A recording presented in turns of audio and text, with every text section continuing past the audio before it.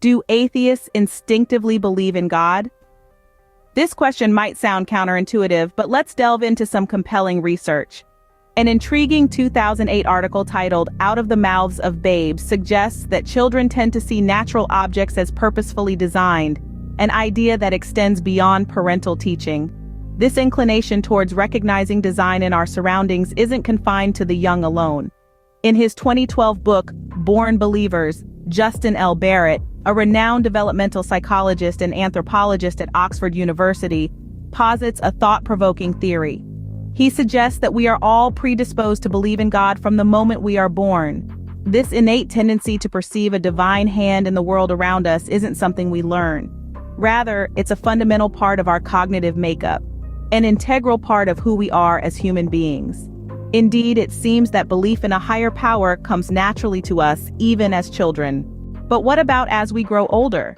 Do our cognitive systems still lean towards religious belief? The year 2008 brought us an intriguing article in Nature titled "Being Human: Religion Bound to Believe."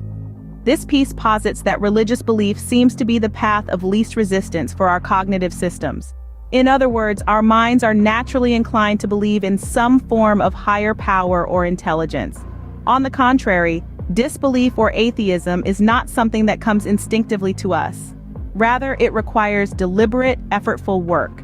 It's a bit like swimming against the tide. It's interesting, isn't it? That our brains are wired to believe, and it takes conscious effort to break away from this predisposition. It appears that disbelief in a higher power is not our default setting, but rather a cognitive effort. The idea of design inference is prevalent even among scientists, suggesting a deep-seated belief that natural phenomena exist for a purpose.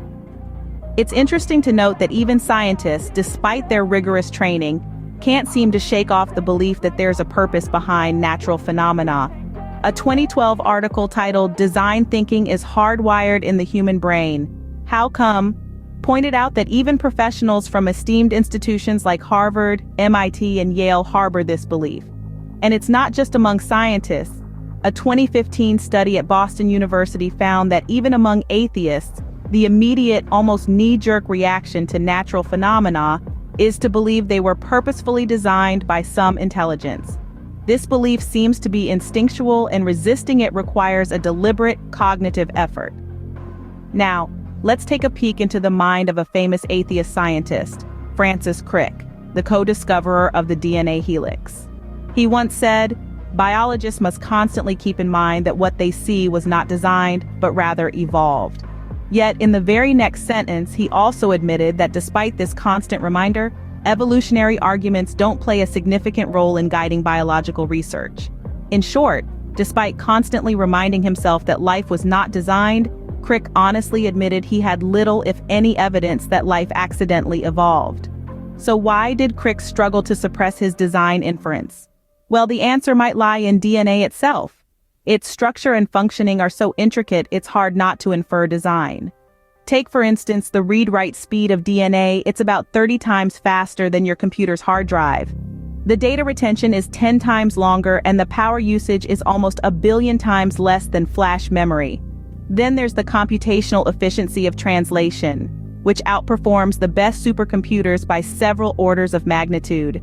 Add to this the complexity of the genetic code, which is more intricate than the most sophisticated spoken languages in the world, and you begin to see why the idea of design in DNA is so compelling.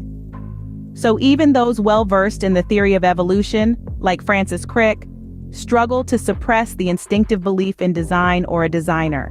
So, what does all this mean? What are the implications of these findings? Well, atheists would have to claim that this deep-seated belief in God is a false belief that somehow evolved. But as Alvin Plantinga pointed out in his evolutionary argument against naturalism, if evolution produces false beliefs, then this would also undermine belief in atheistic naturalism itself.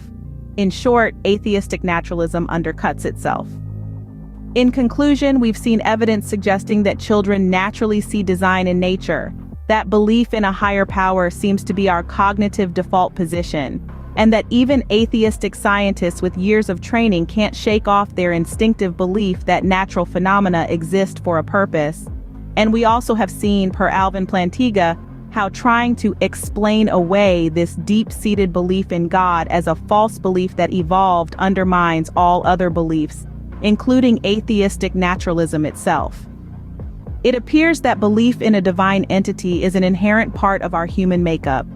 It seems that our minds are inherently attuned to see purpose and design in the world around us, a fact that directly challenges atheists in their non-belief.